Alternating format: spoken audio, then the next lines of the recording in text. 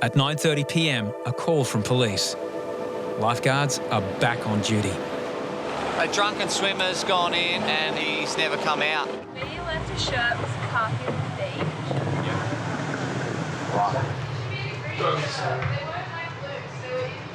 Like wrapped up in it.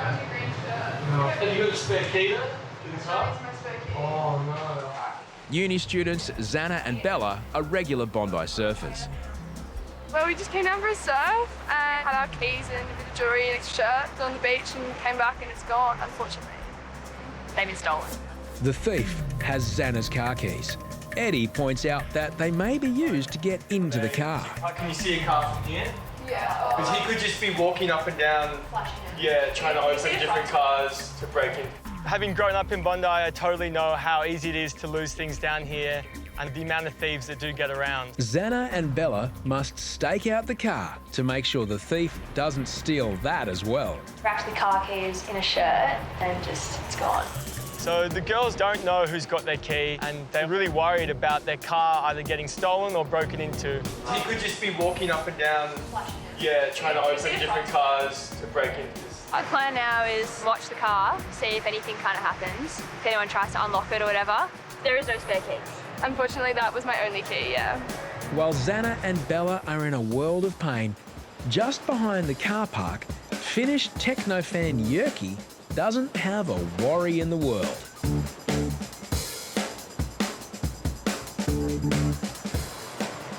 Yeah, no worries. Okay, well, I'll see you soon. Xana and Bella may need to have their car towed so it isn't stolen.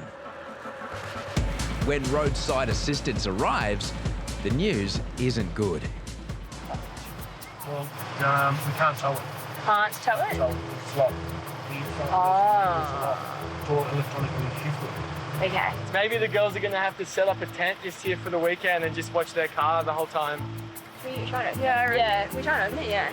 It makes no difference if they have my key. Yeah, there's nothing in it. Yeah. If the car can't be towed, perhaps the valuables can be retrieved.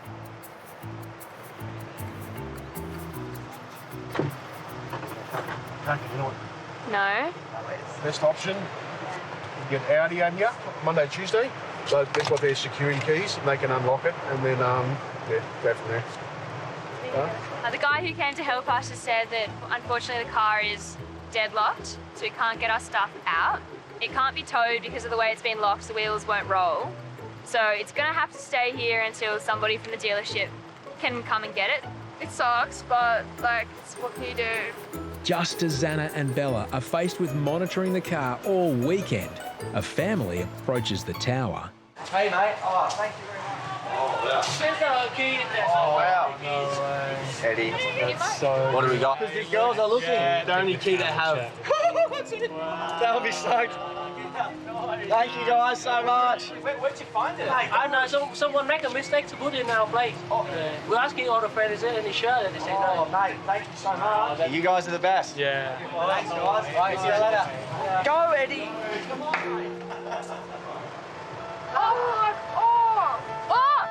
Oh, you're kidding! Wait. Keys and shirt. There we go. Can I give you a hug? Yeah. My theory on what happened is that someone has picked up your shirt thinking there might be valuables in there. They've stolen them. Yeah, and then they've walked. Yeah, you had some jewelry in your pocket. And then they realised that the key is useless to them, so they've just walked down the beach and dumped the shirt and the key in someone else's bag. I'm grateful to that family, whoever they are, if they're watching. Good one. No worries, thank you. Thanks very much. Yeah. You've made a big difference to my week. Oh. And what's the lesson Xana has learned from this sorry tale? Get a second key.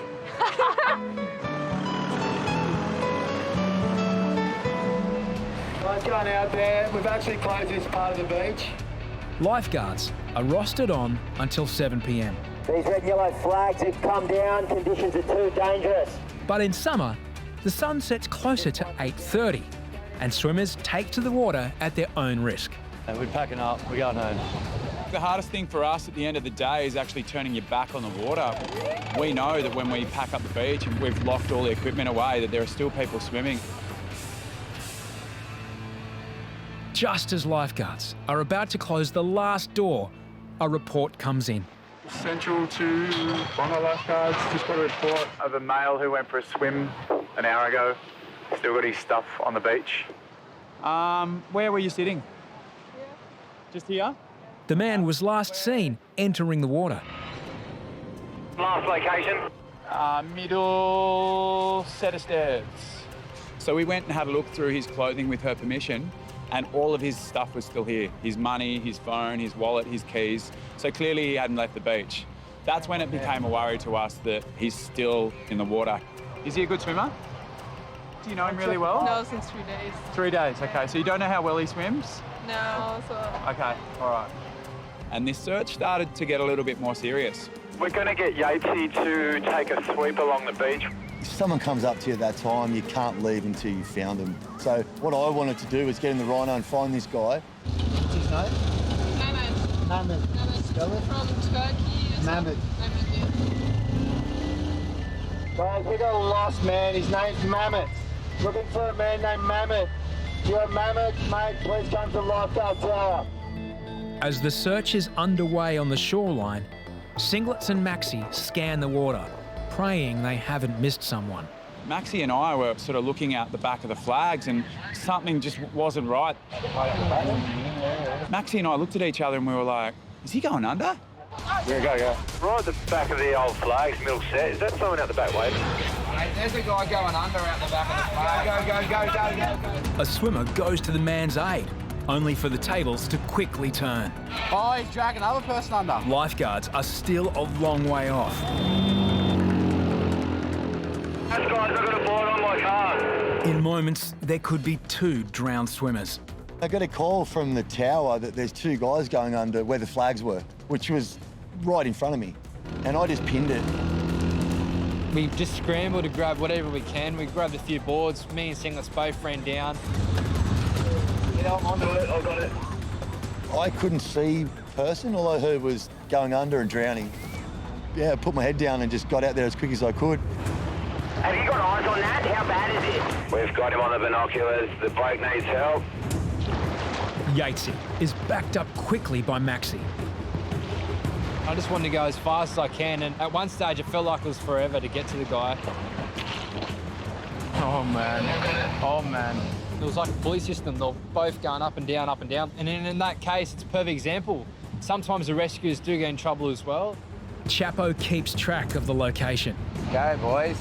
If the men go under, lifeguards will use the megaphone to direct Yatesy and Maxi to the last known location. Boys are almost there. We haven't lost sight of him at all. Yatesy's got him. Yeah. When I got there, they were pretty much holding each other up. I looked over and Maxi was coming out, which was good to see. The rescuer was swimming with his girlfriend when he saw the drowning victim in trouble. He has, without doubt, saved a life. The guy that swam over to him, he's a hero because he kind of gave us a bit of time to get there so he didn't sink. Not looking for accolades, the mystery man swims back to shore. He put his own life in danger to help this guy, and that's probably one of the most selfless things you could do as a human being. AJ is visiting Bondi for the first time. Mehmet, the missing man, is still nowhere to be seen. That guy was pretty lucky. If there was no one else around him, he would have been on the bottom. Lucky that we were still here looking for that other guy. Mate, he's a legend. We weren't still here. That guy would have been dead. Yeah. We're packed up, we've got nothing on the beach. That was fluke. I had that buggy with a board on it. And the guy that was holding on to him, he could have been a dead hero, Up at the tower, Hoppo thinks he's solved the mystery of Mehmet. Oi, the bald guy with the grey shorts is back at his tower. Oh, thank you. I haven't got any news on that. He's back. He's back. He's living in Perth, mate. Okay. In the end, Mehmet wasn't missing. He'd just gone for a walk. But ironically, the false alarm he sparked is what kept lifeguards back late and saved another man from drowning. Wife's lost a wedding ring. Oh no. Ouch. She's devastated, so. Anyway, we're not going to give up hope until we've swept the area. Saxon come to the tower, and it's one of those man things you have a gut feeling when you know another man's in distress, but we don't really speak about it. You know, generally when a man's in distress, a lady's involved. So I knew I had to help him. Saxon and his wife Paula live in Bondi. Harries thinks he may have the solution to their problem. Hello, this is Harries here, Jewellery Rescue from Bondi Rescue. How are you? We need you badly. They've always said it, a diamond's the lady's best friend, and there's a reason for that, isn't there? In front of the North Bondi Surf Club, Harries goes in search of a ring, but the first thing he finds is distraught wife Paula. Paula's becoming quite disturbed, you know, thinking there's no chance in hell now that we're going to find the ring. She's devastated. The number one priority is preserving human life, so it's watching people out in the water. But on this occasion, we had a lot of lifeguards on. These guys were my friends. They're VIP guests to me. I'll do anything I can to help them. She's devastated.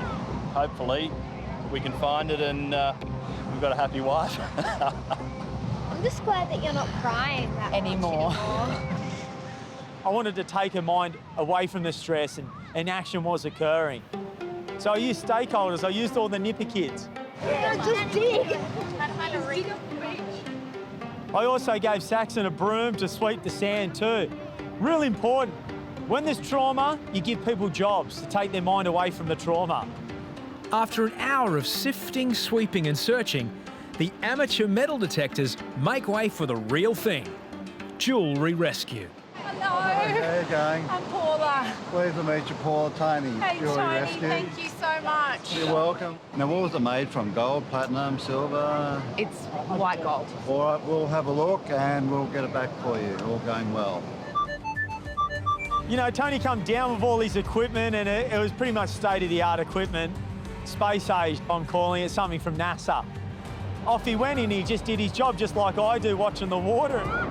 Tony uses a high-end metal and plastic detector and quickly has a strike. Oh, you're rich. Oh. 10 cent piece. Bit of a false alarm, but that goes with the territory. We had a false alarm. He's found a coin. You know, I think there might have been a little hope fading for Paula. Tony makes another strike. But this time, Paula isn't getting her hopes up so quickly. Oh, I see it! Mum's ring! Your ring!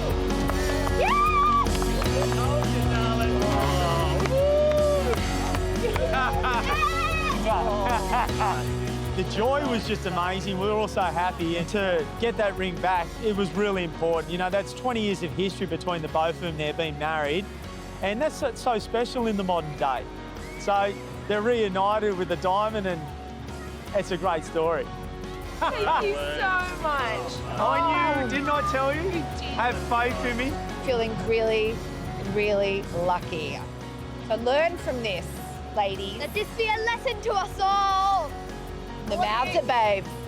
I'm so happy for my friends to, you know, for them to find the ring, because it's made everyone happy. You know, it's not just about rescues and treating blue bottles, it's about helping a friend down here, and we've done that. All's well that ends well. It's 6:15 in the evening. We're getting ready to start packing the beach up, and we get a report that a young boy's gone missing. Cool, mate. Thank you. We get a lot of reports like that kind of thing. It's nothing new, it's nothing to freak out about. The mother of the missing boy reveals her son is 14 years old. Mate, we are looking for a kid. The report that I got was that he'd been missing for 30 minutes, so no real heavy alarm bells ringing for me at this point. Yeah, he's just wandered off. But then, Mouse receives disturbing new information. Hey, Corey and Luke. It actually got back to me that the kid had actually been missing for 3 hours. And as soon as I heard that, that was like a real alarm bell for me. That got me worried straight away. I'm just going to call the police. Statistically, teenage boys, notorious risk takers, are far more likely to suffer injury or even death by misadventure. The first thing you think is, have I missed someone in the water? Have we distributed lifeguards across the beach evenly all day? You know, could something have been missed? Then, another emergency kicks off behind the tower in Bondi Pavilion. When it comes to the ladies' toilets, I don't have any toilets. Not responding, ladies' toilets. Which is a pretty serious call. So straight away, I had to send in Corey and Maxi to go investigate. Mouse calls paramedics. Stay on radio. Mate, I've just got an unconscious woman in the toilets. We're not too sure what. It's all good, Luke. You just get on the beach.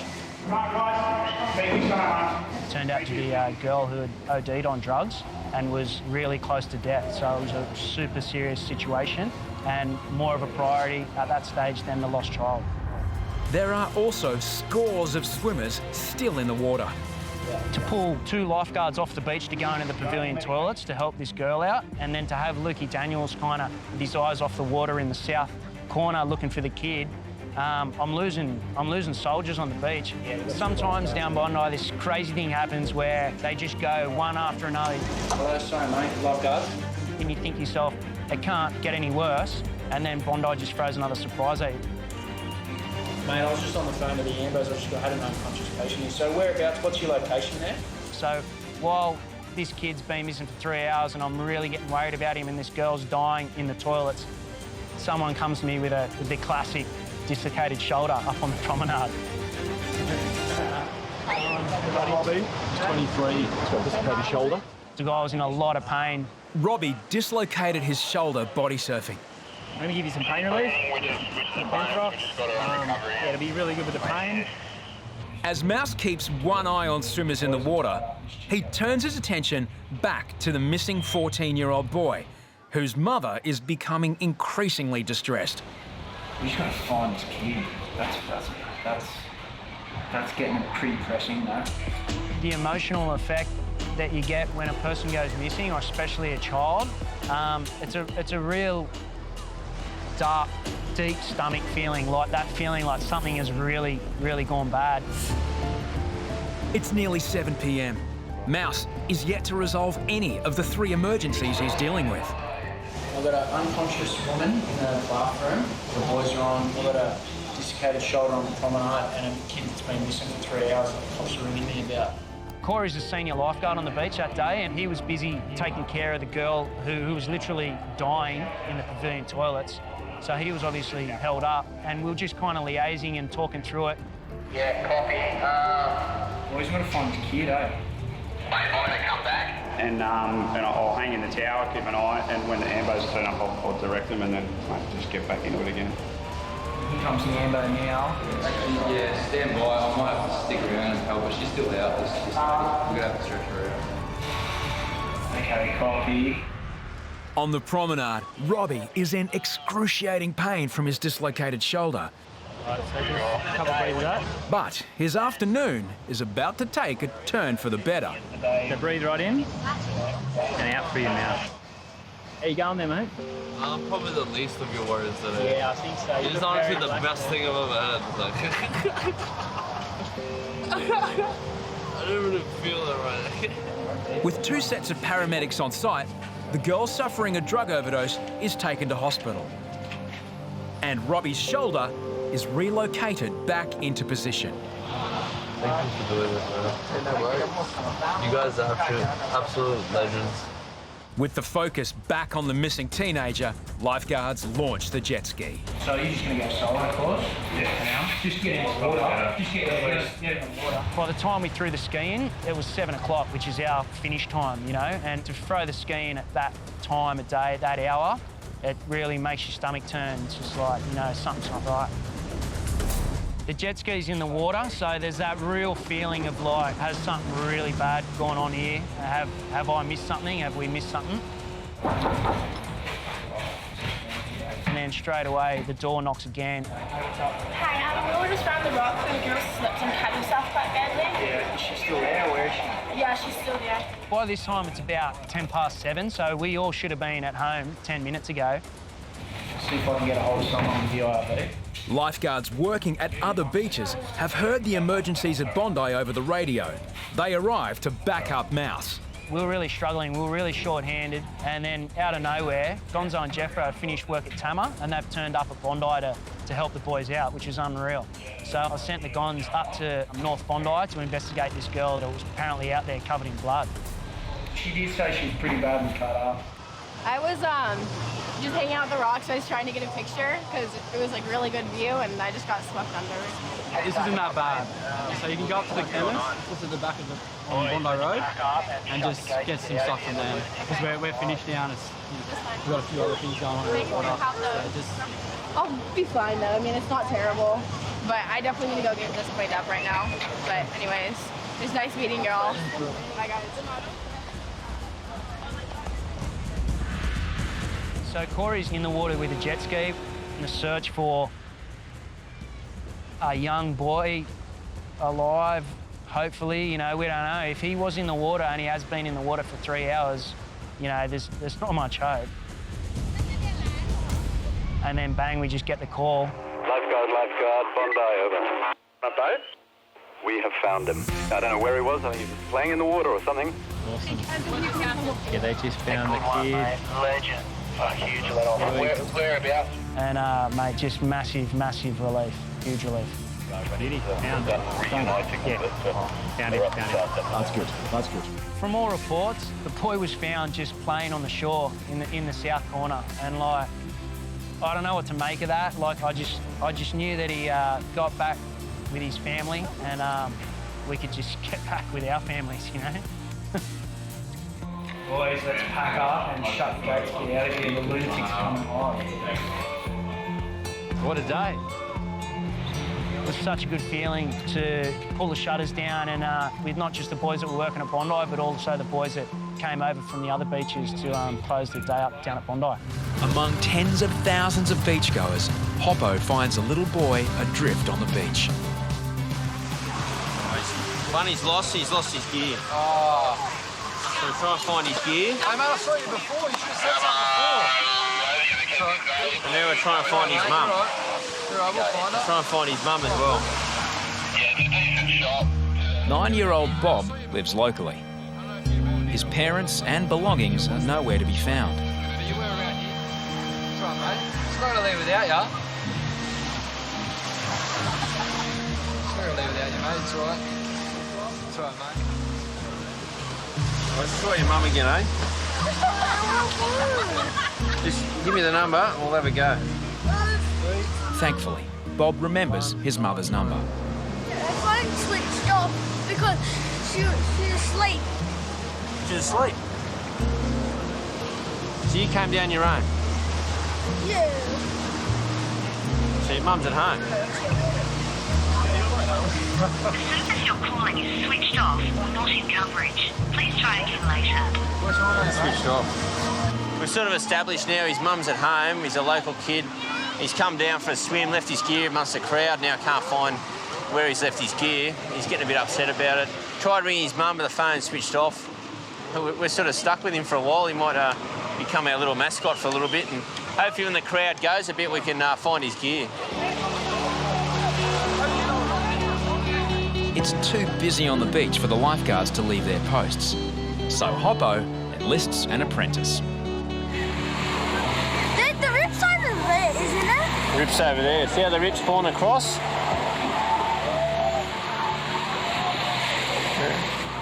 Is the rip scary? Yeah, have you been caught in a rip? No? You know how to swim out of a rip though. Yeah? Yeah? You wouldn't get caught in a rip. Has anybody got hit by a board today? No, no one today. No gashes today. On Monday? Huh? On Monday, any gasses? Yeah, there's a few. What did I rip there? Is that the ambulance? One right across there. Right across his eye. Did he cry? No, he didn't cry. Did he go to hospital? He was tough. Went to hospital. Hoppo and his young apprentice face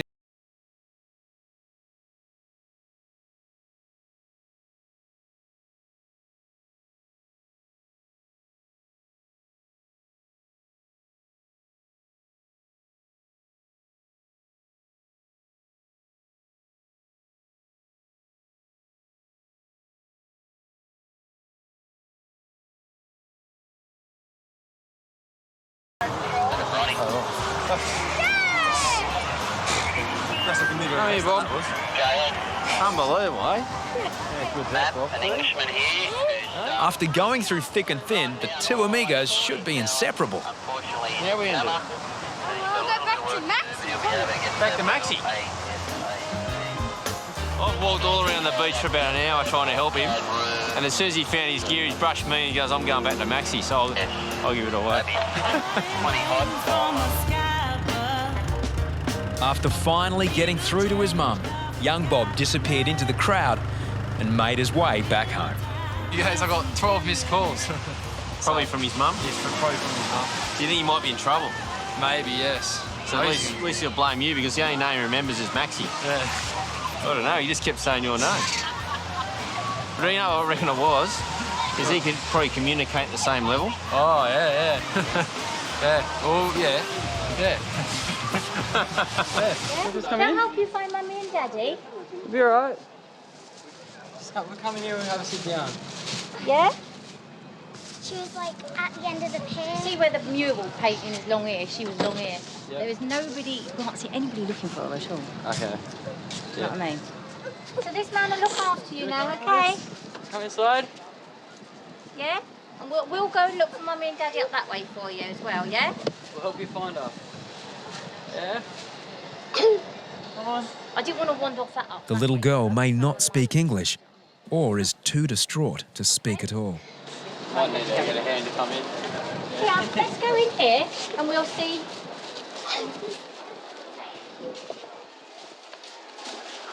What's your name? This is Megan. What's your name? What's your name?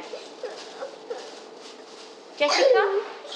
Jessica? Lisa? I'm just trying to get some names. Sarah? Oh. This could take some time. What's your name? With no information to work with, it's difficult to know where to begin the search. Where was the last time you seen your mum? What's Mummy's name? And what's your name?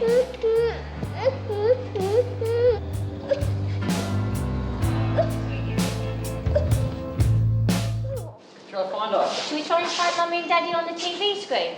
The only place they could have been probably was by the car park because that's where she was wandering around by the stairs. It's all right. It's all right. Troy and Maxi give her some old-fashioned TLC. Do you want to have a look and see if you can see her? Have a look.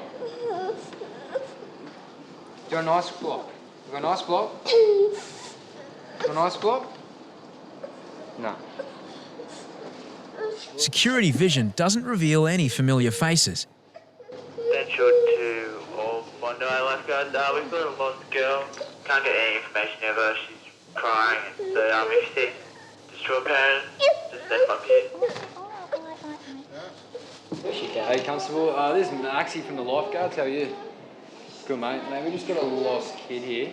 Just wondering if anyone's come up there to look for her. But just as Bondi is being mobilised, Is that Mummy? Yeah? Yes. Is that Mummy? Yeah. She's coming this way. You want to come out?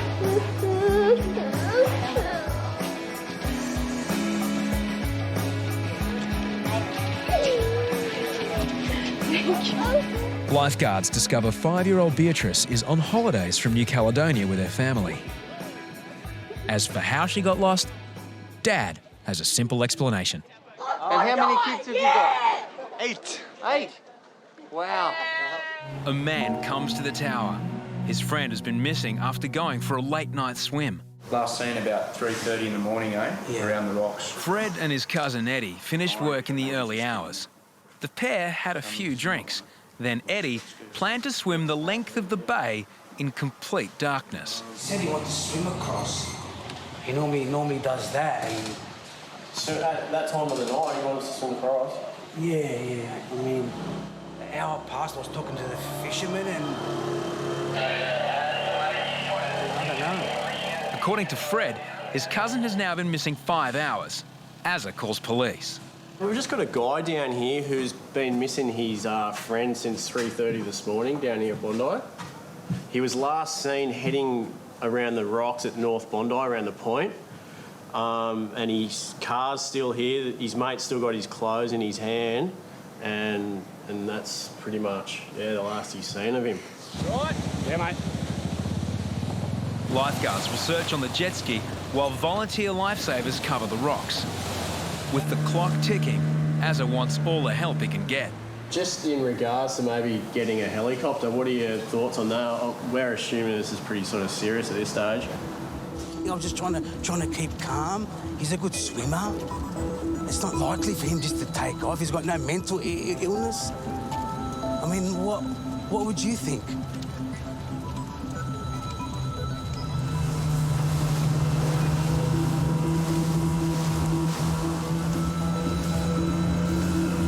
Then, news from volunteer lifesavers.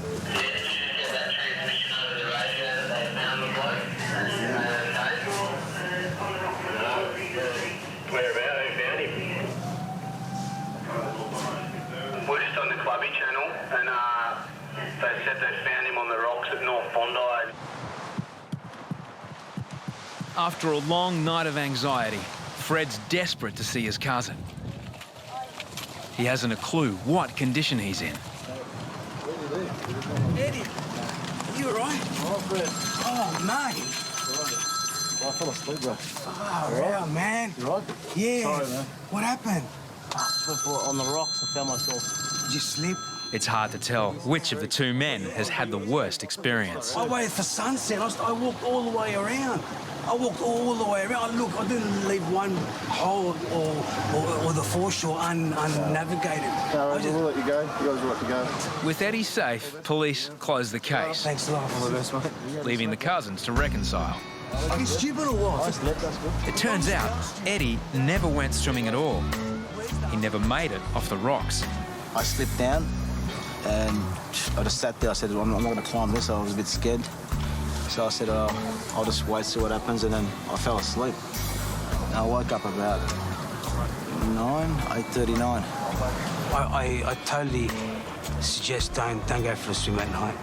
Eddie can finally get on with what he came for. Now I feel like a swim. I feel like cooling off. Yeah. Approaching 7 p.m, it's pack-up time. But the New Year's crowd have different ideas.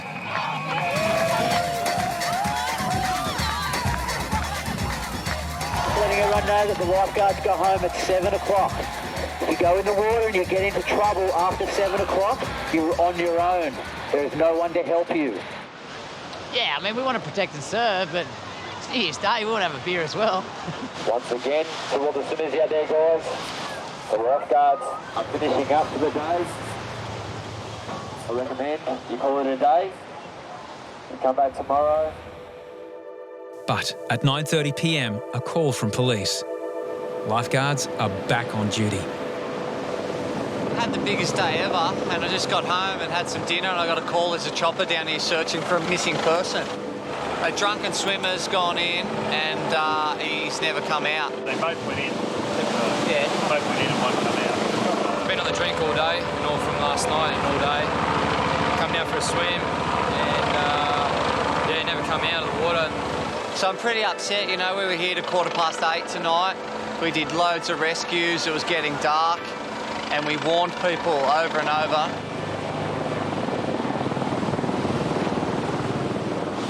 Oh, yeah, affirmative, thank you. Yeah, thanks for your assistance. They've had a look at the shore. They've also had a look at the cliff face. Postponing.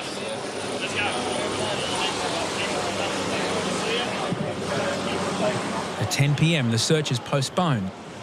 I guess we'll sort of take us as it goes in the morning. If he's still missing, then it's more of a body recovery, which will be not nice at all. It's an absolute tragedy if something has occurred here, but weighing up all the options, they told me he was a good swimmer. Yeah, sure, he'd had a gutful, but mate, I reckon he's somewhere else. It's a horrible way to start the year. Next morning, Deano gets a phone call about the missing swimmer. How did it happen? Yeah, mate, I guess it's the best result. It is frustrating, but happy not to be looking for a body this morning. I'll pass it on to his job. He's all right, boys. he was drunk and irresponsible and he's turned up at his mum's house. It's really, I don't know how to take it. I guess I'm glad he's not dead. You know, it says it all. It was a hot day.